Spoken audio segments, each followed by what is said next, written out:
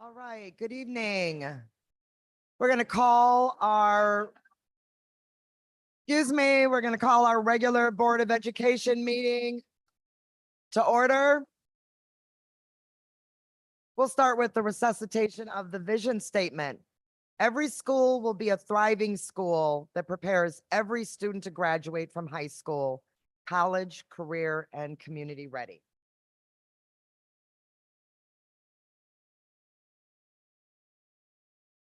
For tonight's public input, there were 20 written statements submitted for this meeting. 15 of those statements were in support of funding 4 floating FTE surge nurses to help with nursing and subbing when needed. 1 in support of a bridge position for Tatiana Smith, who is helping students from different backgrounds stay engaged, create family connections, and coming to school. 1 in support of village builders at Lowell Elementary. 1 in support of continued funding for student engagement specialists. 1 in support of the scratch cooking pilot at Nuestro Mundo. 1 in support of the board considering long-term consequences of illiteracy on the social emotional wellness of K-12 youth. Tonight we have several speakers. We'll start with our 4 online speakers, and we have 13 speakers who are here tonight. We'll start with our online. Thank you. Our first online speaker will be Corinda Rainey Moore.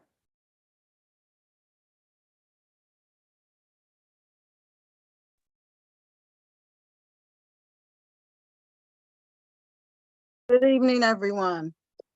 First, I want to thank the board for having me tonight and for opening this session so everyone can have a voice. And I'm speaking to you on behalf of Black students in the Madison Metropolitan School District. So my request is for you to continue to put a face on Black students, and I'm going to ask you to do that in a number of ways. And also on behalf of Blacks for Political Social Action in Dane County, I would like to thank the district administration for engaging with our education committee on challenging and potentially constructive dialogue during this school year.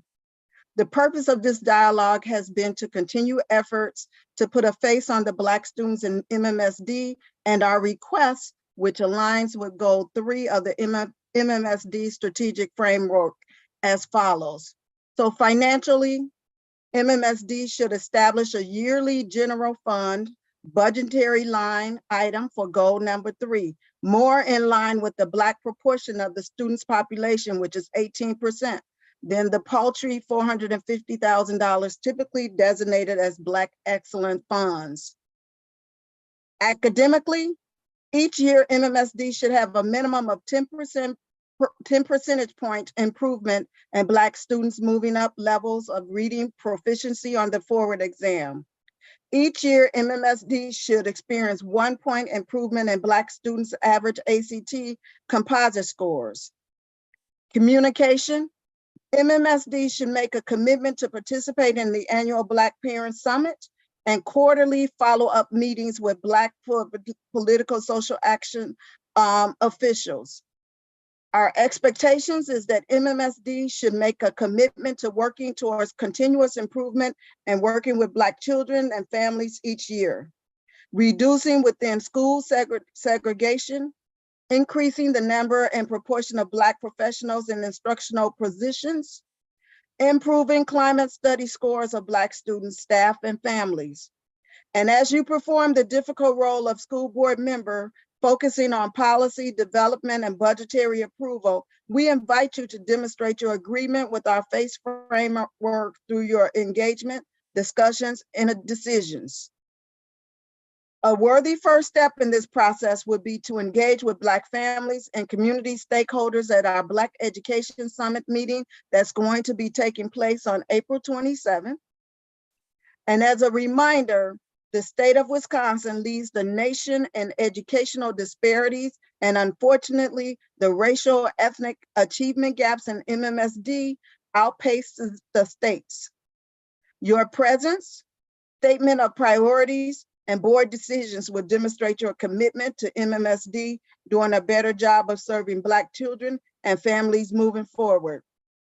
I want to thank you all for having me tonight, and I appreciate your time and all of your commitment to serving not just Black students, but all students in the Madison School District. So thank you. Thank you. Our next online speaker is Kaleem Care. Hello, everyone. Kaleem Care, One City Schools again. Just a question that we have for you as our organization goes through some budgeting and decision-making for the future. We're talking with, you are the first, we're going to talk with other local school boards about seeing if you all would request from your administration a survey of your educators, of your staff, because we're really interested in expanding our preschool, but by starting with expanding it for schools so that we could provide childcare specifically for educators to help with retention in local school districts. It would be subsidized to some degree, as we do here. We've seen a lot of success with it. This year, I believe we have, is it 98 staff and only two aren't coming back? And so it's really helped with our retention. We were able to keep all of our educators from last year who said that they might have to leave because they had to stay at home with kids, or they couldn't afford the childcare, or they couldn't find infant care for their children. So it's a service we want to provide to districts. So all we need is a simple survey. I know Marilyn and our team did a survey of our staff. We could share that survey. And the reason why we're asking you now, not waiting till the new superintendent, is because we know they don't report until June, and it would help us do some budgeting and decision-making just about the scale of the need out here. So that's why we're asking districts if they could help us. We could identify what the need is and see how we could be helpful. That's it. So I'll follow up with, are you still the board president, Nichelle, or? Okay, I didn't remember when the turnover is or if they're going to continue, but I'll follow up with you. I just wanted to ask that of the board. All right, thank you all. Thank you. Our next speaker is Lucy McLillan. Hi there, let me just get my video on. Hello. I am here in a pretty informal role, but just to speak to the village builder and family liaison roles. That I'm a Lowell parent and have just loved the way in which Miss Lisa and Miss Shanta have showed up with the kids. Miss Shante, sorry, have shown up with the kids in unique ways and have been able to create a sense of safety and family and joy, I think, for many of the kids who haven't been able to integrate as easily as other people in the community. So just here really as a voice and a face and a supportive heart to those roles at Lowell and elsewhere within the district.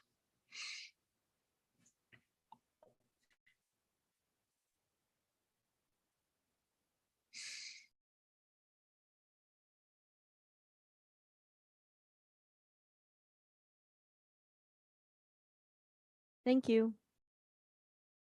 We have one online speaker who doesn't seem to be online just yet. Do you want me to let you know? Yeah, they come back on. We can always go back to the online speaker. Thank you, Jesse. All right, we will go ahead with our in-person speakers. Just as a reminder for our speakers, you'll see that there's a time clock up here that shows you the 3 minutes. And also when you come up to the podium, there's a little box on the podium.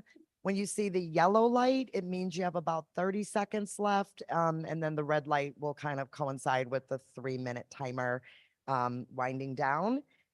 First we have, I believe this is Mandy Monson, and then following Mandy will be Laurel Cornelius.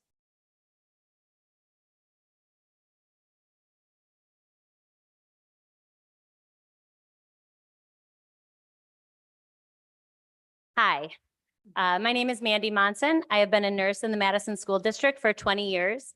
I have worked at Emerson, Lindbergh, Muir, and Stevens Elementary, and I have subbed in almost every other building during that time. I have spent the past 2 years supporting our nurses as a nurse coach. I am an MMSD alumni and a parent of 2 amazing MMSD students. I believe in public education and in MMSD. But today I am here representing our health services department. In particular, today I am here with this amazing group of nurses. If you could all stand up. In the past 4 years, this team has repeatedly stepped up. They have never said no to anything that was asked of them. To say it has been a lot doesn't even begin to describe it. Research shows that students in schools with a school nurse perform better academically. In addition, on-site nursing services are effective in improving student health, student attendance, reducing early dismissals, and reducing teacher time spent on dealing with student illness and injury. Simply put, healthy children learn better. Tonight, you are going to hear just a sampling of the amazing things we do in health services. There are 3 things I am hoping that everyone here leaves with tonight. Number 1, nurses are an integral part of the core student services team and related services providers. Nurses deserve to be recognized as such in the handbook. We deserve to be treated like our colleagues in the area of salary compression. As we teach our students, words matter. Nurses should not be forgotten or left out of this important conversation about our student service members. Nurses are trained mental health providers. We do this work every day in our buildings, and we have the data to prove it. Nurses deserve to be recognized in our mental health initiatives and budgeting. Our health offices are always open. Every day, all day long, there is always somebody there. If staffing is not addressed for next year, that might not be the case. Thank you for your time.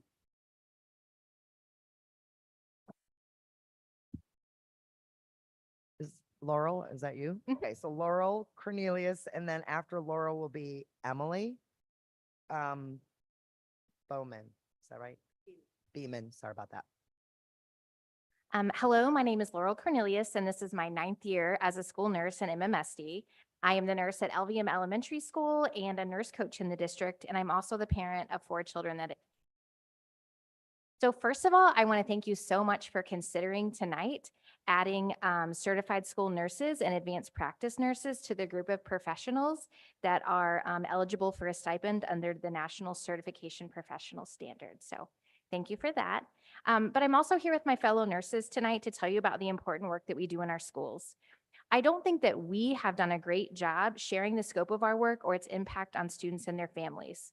Our nurses partner with families experiencing homelessness, who are new to the country, who are dealing with mental health crises and chronic illness to directly address barriers to care. We support the physical, emotional, and mental health of all students to ensure that MMSD scholars have what they need to thrive in school. Oftentimes, our work is characterized only as caring for the immediate physical needs of our students. The reality is that providing direct student care is only one of our 8 school nurse core practices. Our core practices include helping students access primary medical and behavioral health care, chronic illness and disease management, crisis response, health education, promotion of a healthy school environment, screening and follow-up care management for students who fail screenings, school-wide leadership practices, and direct care to students. And although direct care to students is only one of our core practices, we saw almost 200,000 students in our health offices during the 22-23 school year. And at this point in time in the year, we've seen 143,000 students. So hopefully our statements tonight will help to deepen the understanding of our work and give context to our requests for funding to continue with our essential work. Thank you.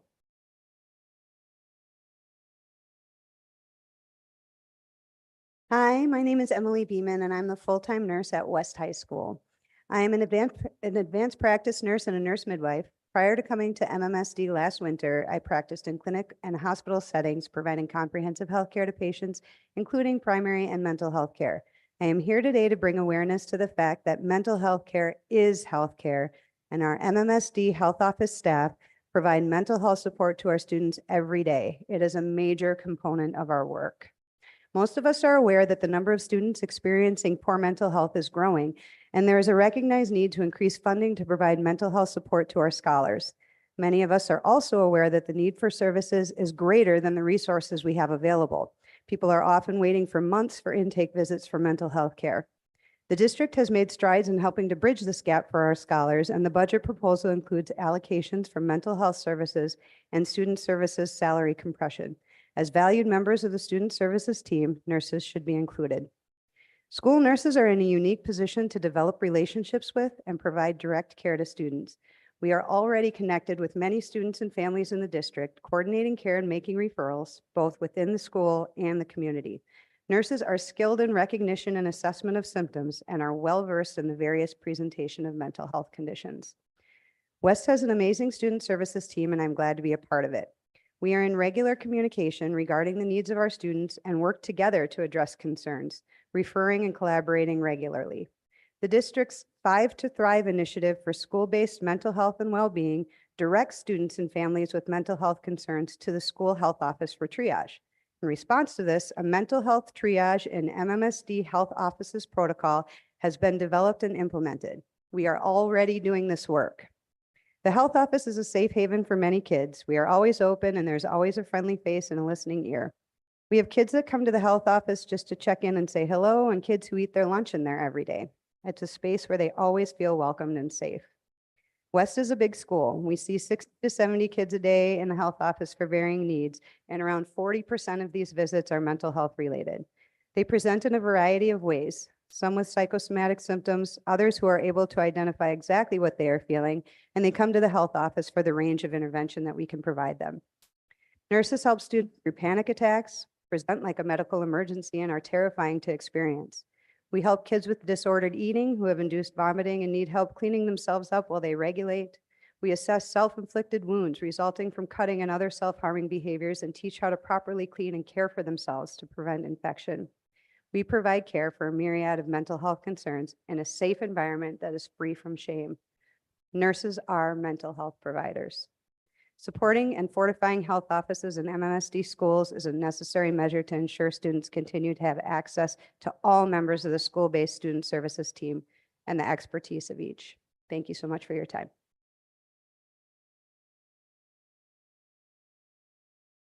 Okay, next is Mandy. Is it Mandy Malloy. Maroy? Malloy. Malloy. And then after Mandy will be Sean Resdoff. Okay.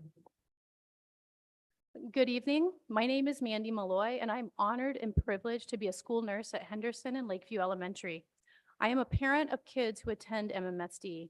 School nurses are here for all students, students who have no insurance, homeless students, immigrant students, students who speak languages other than English, students with different abilities, students with physical needs, mental needs, and emotional health needs.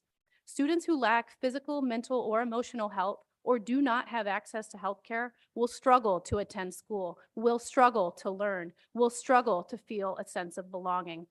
How will they then be able to graduate and be career and community ready? I want to share 3 examples of the critical work we do as school nurses to help our students get their health needs met. Celebrate Smiles, which is free dental care, vision screening, and hearing screening. In Celebrate Smiles, a community program where kids can receive critical dental care such as fluoride, sealants, extractions, and cavity fillings at school. Many families in our district cannot afford or access dental care. Celebrate Smiles works with school nurses to triage and get urgent and needed dental cases seen as soon as possible so that students can focus on learning rather than the pain in their teeth.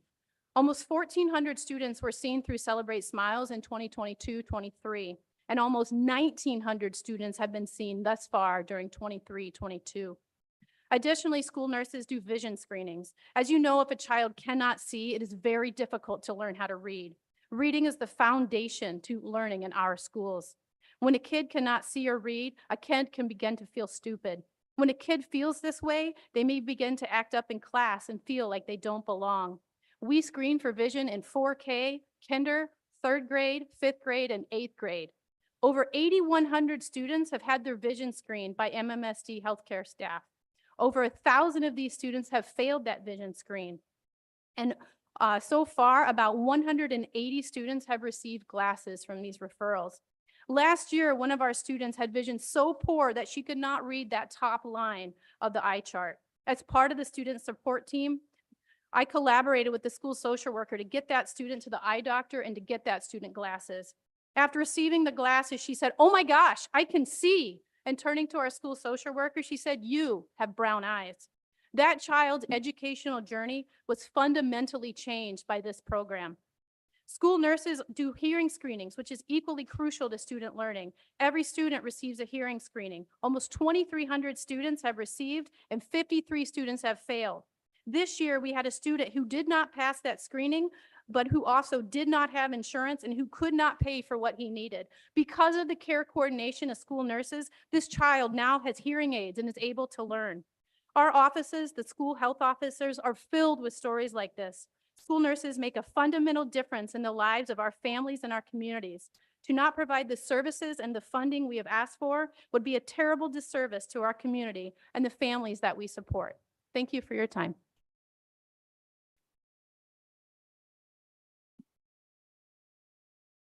Hi there, I'm Sean Reisdorf, and I am grateful to be the school nurse at Hegel Elementary. Nurses work directly with families that are new to the United States. We help to sign them up for health insurance with a program called Primary Access for Care. We call it PAC.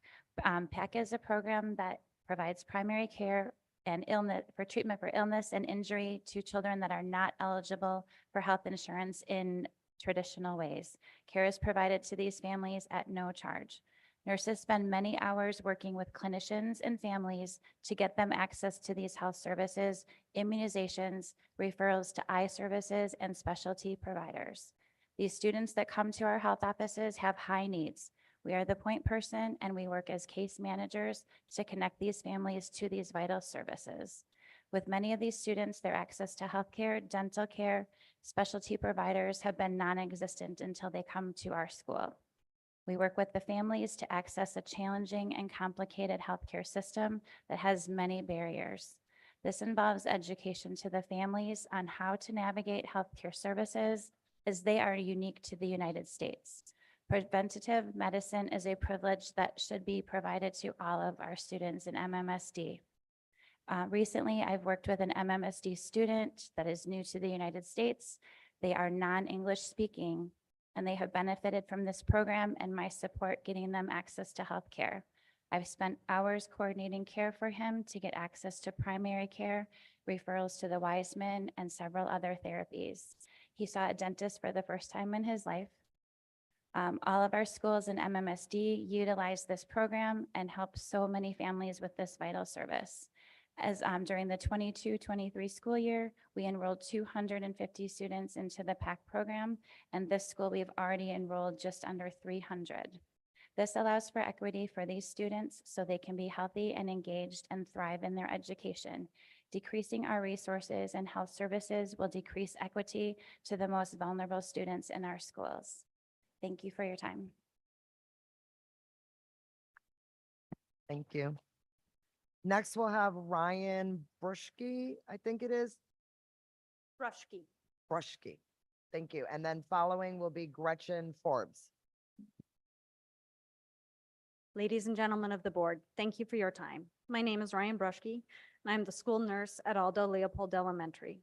I chose to become a school nurse because of my desire to reach patients sooner and to help improve health in younger ages and earlier in the disease processes, especially in underserved populations.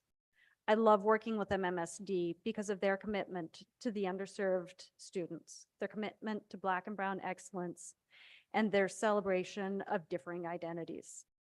Every day, I make a difference in students' lives, helping students and families thrive and ensuring that health is never a barrier for students' attendance and educational opportunities.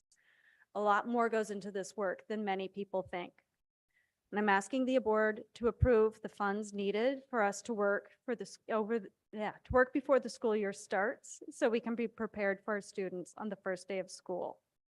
Every year, school nurses review each student's current health conditions, capturing every student with life-threatening conditions, allergies, and chronic illnesses. We contact each of those families for updates from the summer. We call doctors' offices for medication orders. We take the time to educate ourselves about the most current treatment practices for each one of our students. And we write individualized emergency plans for each of those students. We review those plans with teachers. We educate every teacher and staff member on the proper administration of emergency medication. We revise the school's emergency medical plan. We review it with the critical response team members, and we collect the names of teachers and staff who are certified in CPR and AED operation. Additionally, we spend time with the students and families, educating them about their health conditions and how to manage them. This includes teaching families the importance of having emergency medication like an EpiPen on hand at all times.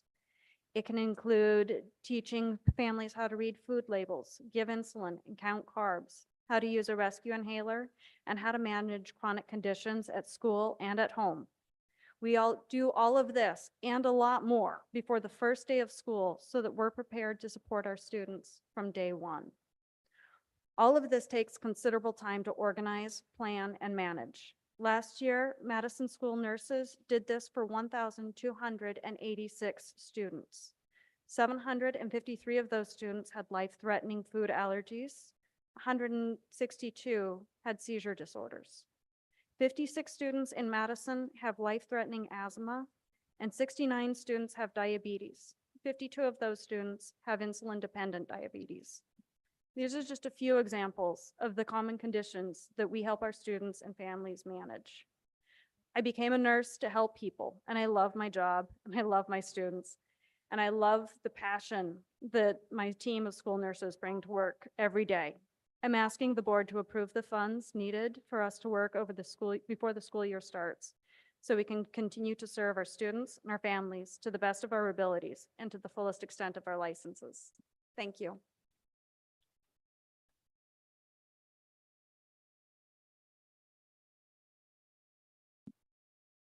Hi, I'm Gretchen Forbes. I'm the full-time school nurse at Val Phillips Memorial High School. I've been a nurse here in MMSD for 16 years. I'm also the proud parent of 2 MMSD graduates. I'd like to share a little bit similar to what Ryan talked about, of how that looks in the high school at the beginning of the year. So at the beginning of the year, we'll generally have about 300 students on our list of students who have significant health conditions. Of those, 150 will require an emergency health plan. So in order to get those health plans ready for day one, as is indicated on the principal checklist, takes a considerable amount of time. And we agree that those plans are vital and they need to be ready on day one.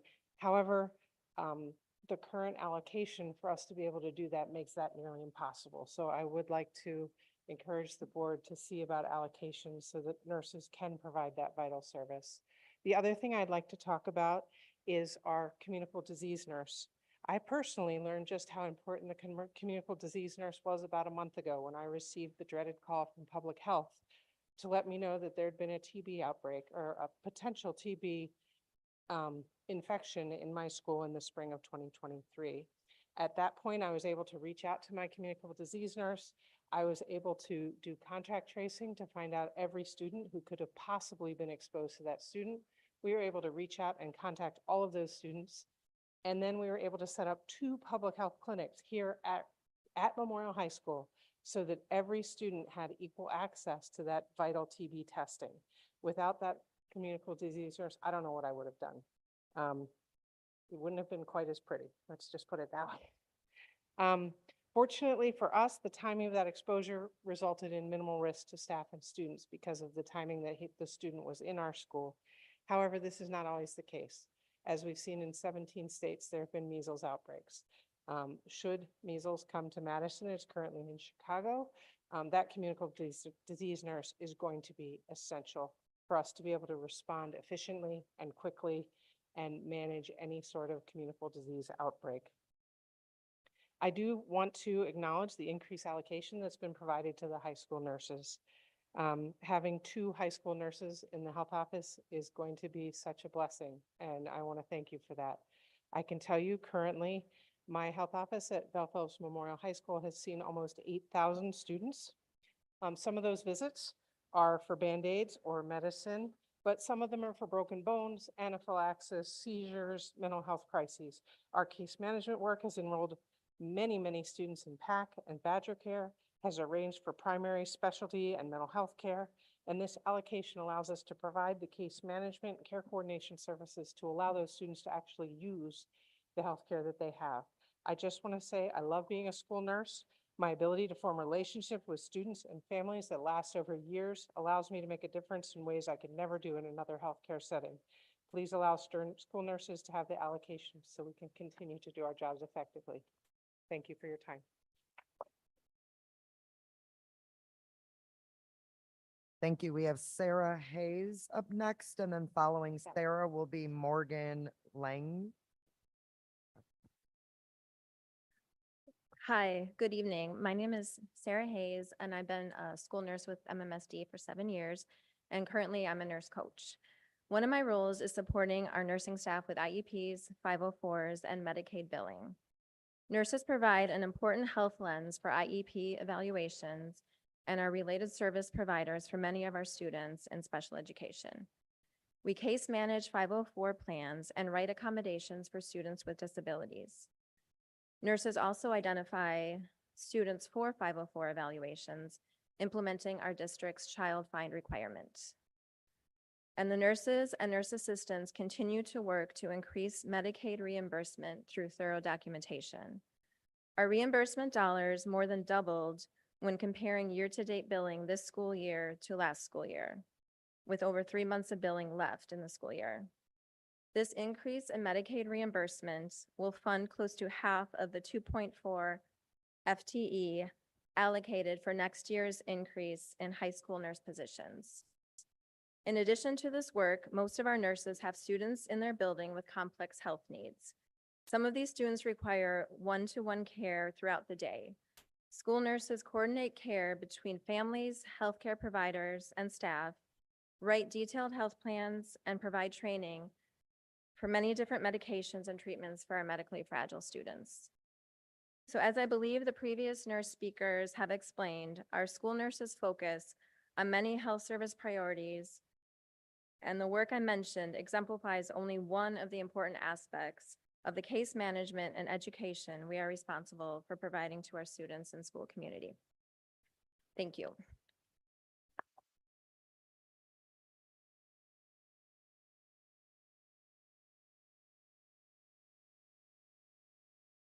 Good evening. My name is Morgan Lang. I'm a district-wide school nurse for MMSD. I'm a graduate of MMSD, and my daughter is currently an MMSD student. I represent the float nurses, and as we understand it, our positions are not being funded next school year. We're asking the board to continue to fund our positions. Please let us tell you a little bit about what we do. The tenets of the float nurse position are flexibility, nursing experience, competence, and knowledge of MMSD systems. Summarily, we have the ability to step in anywhere needed and perform fully the role of the school nurse. As float nurses, we differ from sub-nurses in the following ways. 1, we have all had schools of our own in the past and are familiar with and confident in the school nurse role. We work under a district contract, so our availability to cover absences is guaranteed and consistent for the entire school year. 3, we fill long and short-term vacancies from daily to months-long absences. And 4, we work together as a team to ensure that health office staffing is adequate district-wide. Since 2019, absences within our health services team have greatly increased. As an example, from September to December of 2023, a 3-month period, there were 472 health office staff absences, which averages 6.4 absences to fill a day. Here are some examples of float nurses at work. At the start of the 22-23 school year, due to a shortage of health office staff, the float nurses took on the school nurse role at the following school health offices: Thoreau, Muir, Leopold, Lincoln, Wright, West, and Nuestro Mundo. Similarly, in 23-24, the float nurses covered vacancies at La Follette, Badger Rock, Anana, Southside, Spring Harbor, Randall, and Thoreau. Our pool of float nurses has also covered special needs nurses for medically complex students at Randall, Chavez, Eagle. In reality, these schools would not have had operational health offices, and the schools would not have been able to open safely in August due to a shortage of health office staffing. The float nurses, our team, filled all of these positions, all of these vacancies, and we oriented and trained the new school nurses until they were ready to fulfill their roles. The vacancies have continued and shifted throughout the year to other schools, and we have stepped in to fill all areas of need. Without the float nurse positions next year, MMSD may not have an adequate number of school nurses for health office coverage, and health offices may have to be closed throughout the school year due to staffing shortages, placing the burden of the school's healthcare needs on each school's administration. MMSD students and school communities deserve better than to have their health offices closed. Please continue to fund our positions. Thank you for your time.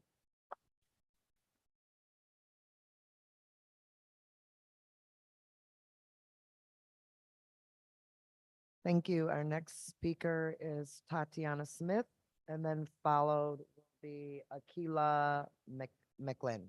I believe I got that right. If not, correct me.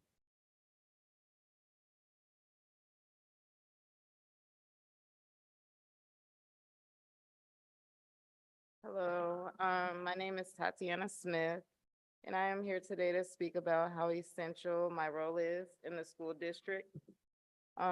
Before accepting this position as a student engagement specialist, I worked as security at Bell Phillips Memorial.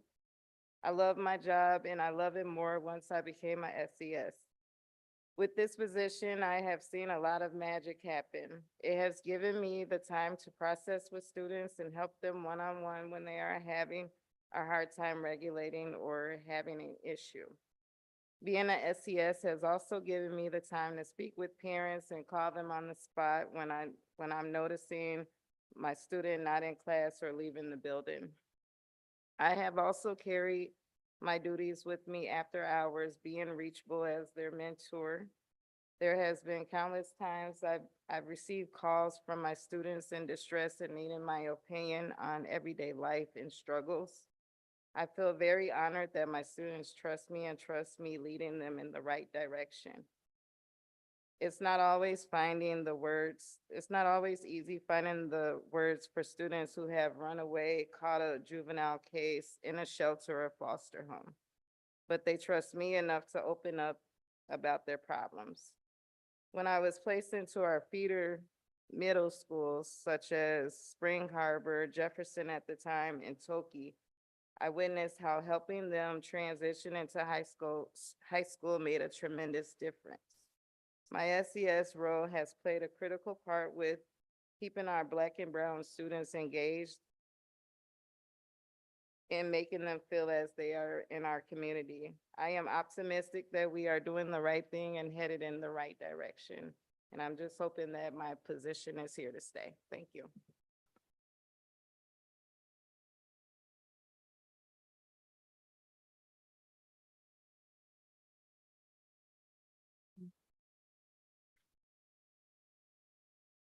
Hi, my name is Akila, 10th grade student from Lafayette High School. I'm here today to speak on the behalf of Miss T SES position. Last year, when I first came to Lafayette, I was reckless and I didn't really care about what I wanted to do with my life. And Miss T came in and she helped me. She helped me understand that there's more to life than just fighting and being reckless all the time. She introduced me to different types of clubs and different people that could help me elevate and be a better person. Every day she shows me how much she cares about me.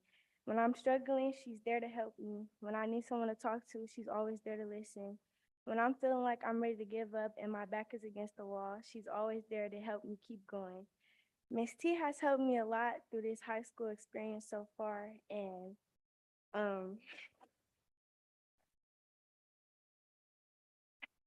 words could really not explain how much that Miss T means to me. I'm sorry. Like, I'm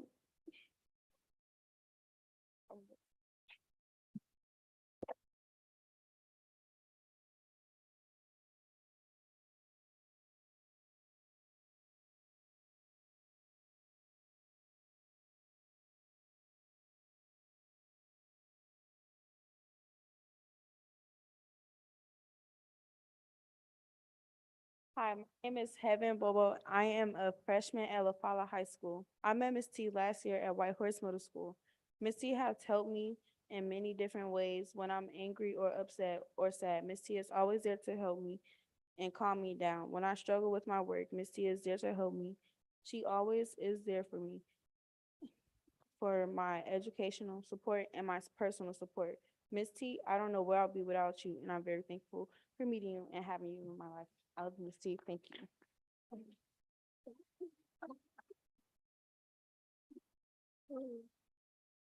Are you Serenity?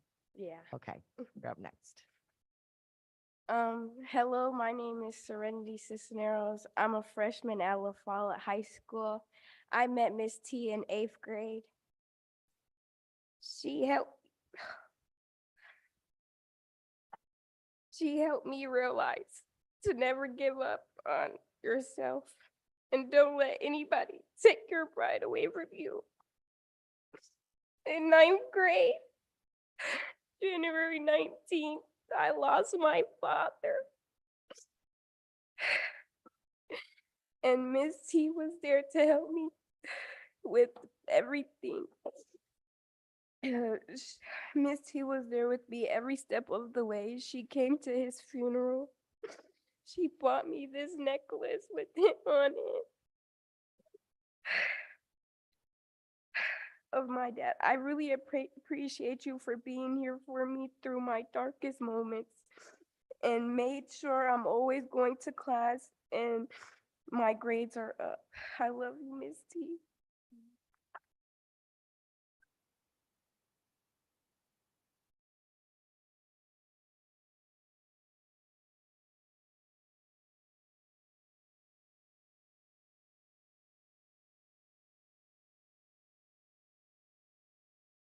Thank you seems like a strange thing to say after that. But deep appreciations for all of our speakers tonight. I wanted to also acknowledge that there are 3 registration forms from folks who did not want to speak. So I just want to acknowledge that there was one person who was here to in support of school nurses. Another, I'm sorry, that was Carrie Stampley. Andrea Missorelli did not wish to speak, but also is in support of nurses, stating that every school deserves full-time nurses, and we need nurses to stay in our schools. And then we had one more registered speaker from Trayman Treadwell that was another student who also has had the pleasure of working with Miss Tatiana, who's been very accommodating when it comes to helping with attendance and workload, and that she consistently motivates him to attend my classes on time and complete work. So just wanted to also acknowledge those speakers. So thank you all so much for coming forward. Did we have the online person ever come back? Okay.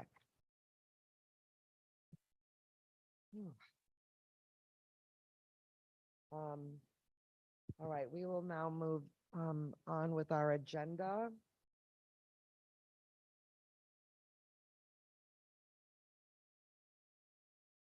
For approval of the minutes, I move that the Board of Education approve the minutes from the regular meeting dated February 6, 2024. Second, Nikki Lynn. All right, are there any corrections to the minutes? Right, seeing or hearing none. Talia, your advisory vote? Aye. All those in favor? Aye. Aye. Aye. All right. Oh, that passes. Thank you. 7-0. And now we'll move into board president's announcements and reports, and we're going to have Vice President Pearson begin. Celebrating our students. Would like to congratulate our student athletes on their successes in winter sports. Here are a few highlights to share. Memorial Junior Princess was named Girls Basketball Defensive Player of the Year. In boys hockey, Memorial's Caden was named Player of the Year. And Wes Abram took first place in the 100 butterfly at the state competition. For more winter athletics news, visit MMSD's website. Thank you so much. To celebrate our staff, the board would also like to congratulate 2 staff members on their recent accomplishments and acknowledgements. Memorial PBS coach Marcus Flowers was named the Girls Basketball Coach of the Year. He has also been chosen to coach the D1 South girls team for the 2024 WBCA All-Star Game in June.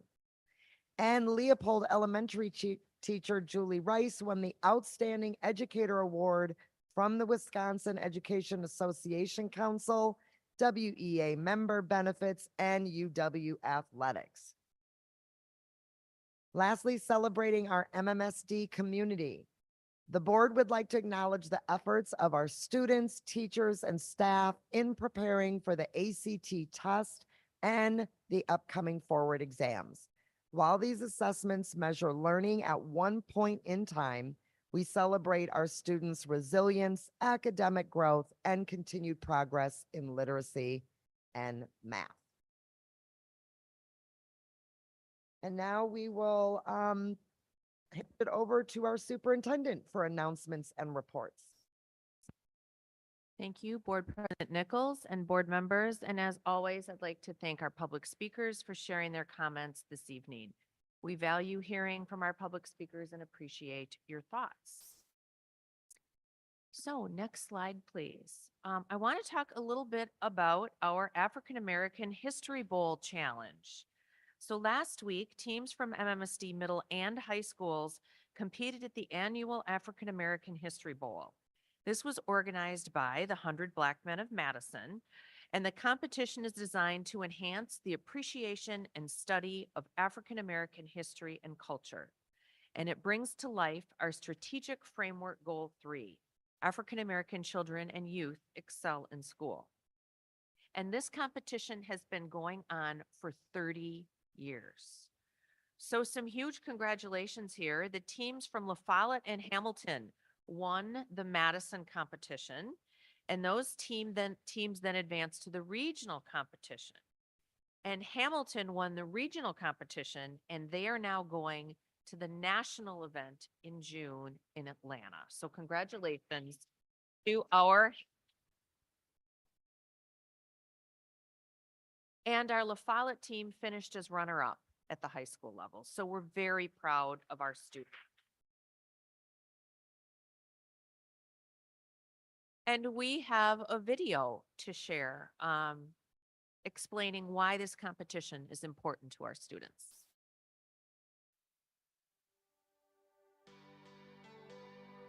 What was the largest slave trading port in Africa? Here at Velma Hamilton Middle School. Gory. Meet this year's MMSD African American History Academic Challenge Junior Champions. After clinching the title against the other middle schools in MMSD, now they're moving on to the regional competition in Dane County. Derivative products from peanuts. With 24 hours till showtime, George Washington Carver. these Hamilton Hawks have one goal: Yeah, we're winning. to continue their winning streak and become regional champions. It's important to know where we come from. And I feel like it's important to know history, because if people don't know history, then we're just bound to repeat it. Because it connects us to what we were before. African American history is important because so that we don't forget where we came from. And learning our past is essential. Oh, Al Kabulon. Just reminds me of why I have the best job in the world. I mean, it's so much fun to watch people get excited about learning. That's the best part of teaching. Suddenly racism has a meaning. So whether they win or lose the Junior African American Academic Regional Competition, these scholars are still champions.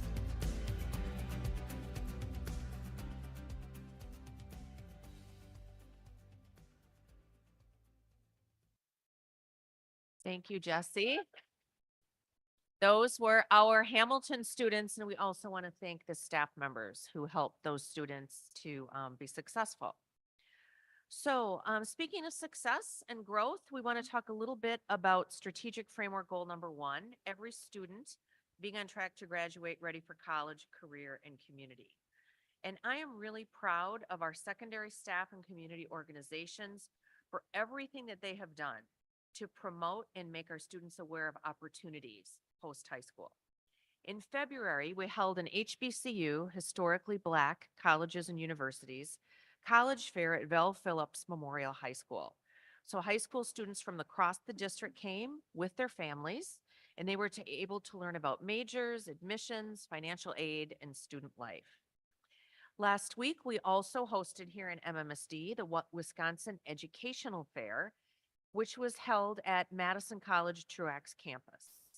This college fair featured more than 70 colleges and universities and was held during the school day, and MMSD provided transportation for students. Our college, career, and community ready teams helped prepare students for how to manage their time at this fair so they could get to see everything and engage with everything around all of those post-secondary institutions. And I'm also excited to share that this week, Memorial and East are hosting trades events. And that's where representatives from several of our trades companies and organizations will be providing hands-on experiences for students to try out. The next 2 slides highlight a little bit our strategic framework goal 2. The district and every staff in it is a place where children, staff, and families thrive.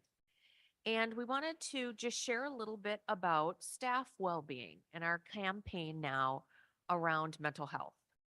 So MMSD staff can sign up now through April 3rd to join what we call the Healthy Minds 30-Day Quest, which begins on April 8th. The goal is to reduce stress, increase mindfulness, and practice self-care. And during these 30 days, staff will interact regularly with our Healthy Minds app, which was actually developed by UW scientists and researchers. So our staff members get to try that on during the 30-day quest. Past research in our school district has shown that regular use of this Healthy Minds app has demonstrated a reduction in feelings of stress, depression, and anxiety. Our cross-departmental team working on the well-being campaign will have supports for staff, including weekly emails, encouragement tips, and optional weekly virtual drop-in sessions. So if you haven't already, staff members, sign up for Quest. And now on to another student-focused presentation or conversation. It was really busy last week, as you can tell. More than 100 students from 16 middle and high schools participated in the 17th annual Mikvah Challenge Project Soapbox Youth Speech Showcase held at the Overture Center. And it gives students the opportunity to advocate for change. They demonstrated research and public speaking skills to deliver speeches on cultural, social, political, and economic issues. And our own Deputy Superintendent, Dr. TJ McCrae, who teaches public speaking in other settings post-high school, gave keynote remarks. So thank you, Dr. McCrae, for being there. 10 finalists moved on to the main stage round, where they gave their speeches in front of peers, teachers, and family members, and it was a packed house. Our finalists included 8 middle schoolers and 2 high schoolers. They spoke on topics ranging from period poverty, immigrant access, abortion rights, anti-Semitism, beauty standards, gun violence, school shootings, technology and education, bullying, and school environments. This event marks the culmination of a process that began earlier this school year at the school level. Student speakers were selected based on the strength of addresses made previously to their classmates. And now students will be offered the chance to participate in Soapbox Nation, which is a celebration across the nation that brings together soapbox speakers from around the country. So lots of opportunities for our students to have voice in these wonderful spaces. So really switching channels, solar panels, something for everyone tonight. All good news. So, wanted to share a little bit about, again, about this $1 million investment that the board approved last month to fund solar panels at La Follette and West High Schools. And this was from our 2020 renovations budget for the referendum. So these solar arrays, thanks to our building services team, will be installed on the roofs of the building additions that were constructed earlier this year in our referendum. And these projects will be completed in 2024. And then at East and Memorial High Schools, our building services team has roof section replacements scheduled to take place in 2025, which will allow new solar installations to take place in 2026. So we continue to move forward with our sustainability efforts. And I want to thank our building services team for their work on that. Thank you very much. Wanted to share a little bit about a grant and the appreciation we have for community support of our public schools. So this is a grant from the Wisconsin Department of Public Instruction, from the Bipartisan Safer Communities Act for Stronger Connections.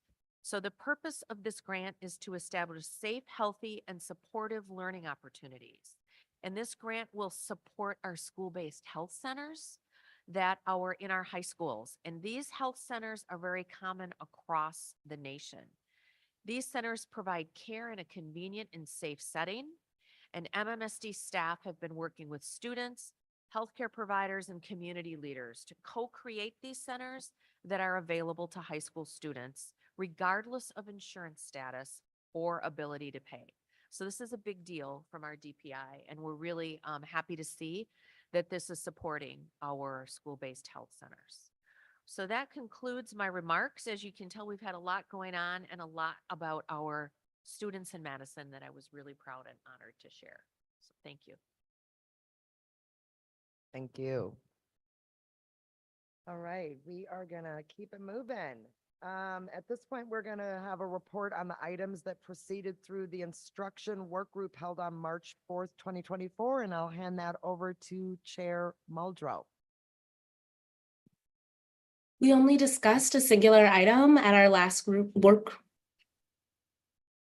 Sorry, Ali, the volume came in really loud. Start again, please. I'm That sorry wasn't about on that. you. I'm sorry about that, y'all. We only discussed a singular item at our last work group, and that was full day 4K and the district's continued investment in early childhood and early literacy.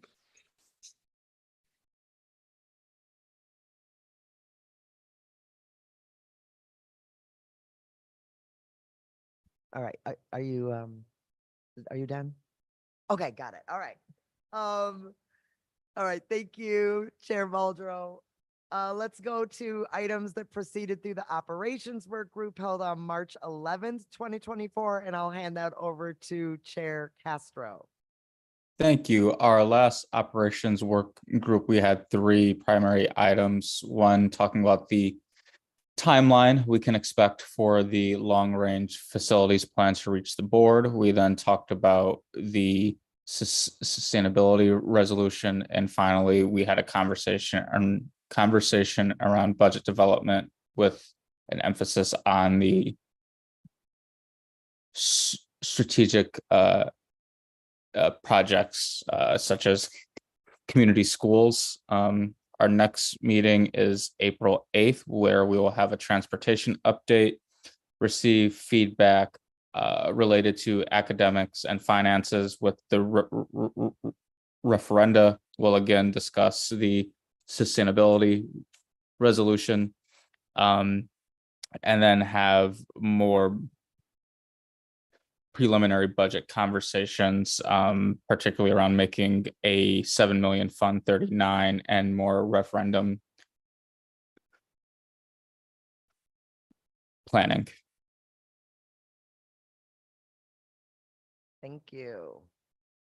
All right, we had no action items that proceeded through the instruction work group or the operations work group. So I'm going to go to our consent agenda. I move that the Board of Education adopt and approve all of the motions set forth in Section 10 of the electronic agenda prepared for the March 18th, 2024 regular school board meeting exactly as said motions are written. By voting affirmatively on this motion, a board member expresses his, her, or their affirmative vote on each of the motions consolidated hereby, subject to any express separations that have been made by any member of the school board. Second, Maya. All right, any separations? All right, seeing and hearing none. Talia, your advisory vote. Aye. All those in favor, aye. All right, that passes 7-0. Thank you, board members, and we are moving on to, let's see, other reports to the board. Starting with the City County Schools Collaborative Committee, we held a meeting on March 13th. We had the family shelter staff come in and meet, not from MMSD, but it was a combination of city, Dane County Human Services, and our MMSD staff presenting about the family shelter wait list, doubled up families, and the need for an overflow shelter. Our next meeting is actually scheduled for April 3rd of 2024. Board member Mosner Feltham, you have a question? Oh, okay. Yes. Okay, that concludes the City County Schools Collaborative Committee. Student Senate, Talia. Thanks. We've continued our organizing for voter registration drives at the MMSD high schools. We've tried to expand our efforts to Shabazz and Capitol high schools. And then also we've been resuming typical committee work and sharing information about leadership positions for next year. Thank you so much. Madison School and Recreation Advisory Committee. Me, updates from MSCR. Registration for MSCR summer program started on Monday, March 11th. In the first week of registration, MSCR registered over 10,500 participants for all ages for summer activities. Wow. 47 current high school students have been invited to join the 2024 cohort of the Leaders in Training program, where participants will have 6 weeks of paid training after spring break. And upon completion of the training, they will join the MSCR team in summer positions in the elementary summer recreation and enrichment centers program. Our next MSCR advisory committee meeting is this week, Wednesday at 6 o'clock at MSCR Central. Thank you. Thing from the Policy Committee? Just real quick, we assembled a calendar of sorts and presented it to the board at our last retreat in March. So we have some policies queued up in our work groups. Thank you. All right, that concludes all of our other reports. Under other business, we have proposed revisions to the employee handbook. So I move that the Board of Education approve the proposed changes to the employee handbook as set forth in the document prepared for the regular meeting dated March 18th, 2024. Second, Maya. Right? Any discussion? All right, see, board member Mosner Feltham. I wanted to make sure, I think it's worth saying that the proposed changes here have all been arrived at consensus with unions and with MMSD administration.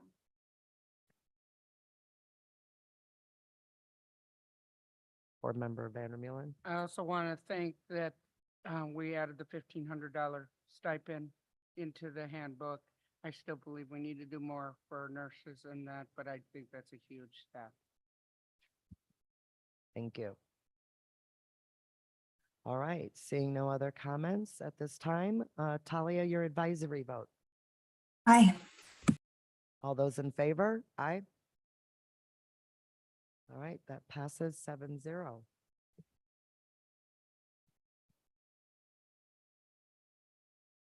We have no new or old business for this meeting, so I will entertain a motion to adjourn. Second, Maya.